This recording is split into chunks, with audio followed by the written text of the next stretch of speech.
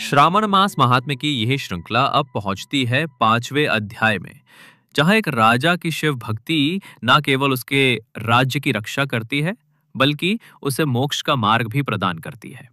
आइए सुनते हैं एक राजा की श्रद्धा, संकट और शिव कृपा की कथा।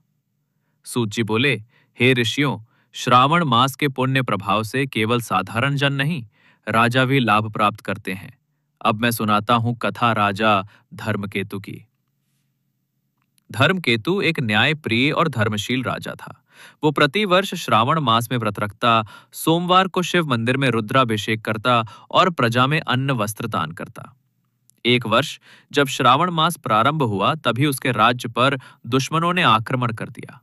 मंत्री और सेनापति चिंतित हो गए, मगर राजा बोला, जब तक सोमवार की पूजा ना हो जाए मैं युद्ध नहीं करूंगा। शिव जी की शरण में ही विजय है।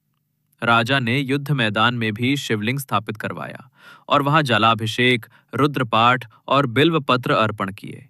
रात में भगवान शिव उसके स्वप्न में प्रकट हुए और बोले, हे धर्मकेतु, तूने जो आस्था दिखाई है वो मुझे अत्यंत प्रिय है। कल तुझे विजय मिलेगी, क्योंकि तू धर्म पर अडिग है। अगले दिन युद्ध हुआ और राजा की विजय हुई। शत्रु पराजित हो गए, प्रजा में आनंद फैल गया। राजा ने आजीवन श्रावण मास को महापर्व की तरह मनाया और अंततः शिव धाम को प्राप्त हुआ। श्रावण मास में संकट भी अवसर बन जाते हैं, यदि शिव की शरण में दृढ़ निष्ठा हो। राजा हो या रंक, शिव सभी को कृपा समान रूप से देते हैं।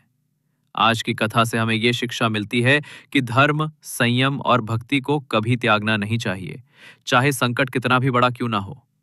कल जानिए अध्याय 6, जिसमें एक दुष्ट का अंत होता है श्रावण व्रत के प्रभाव से। हर हर महादेव।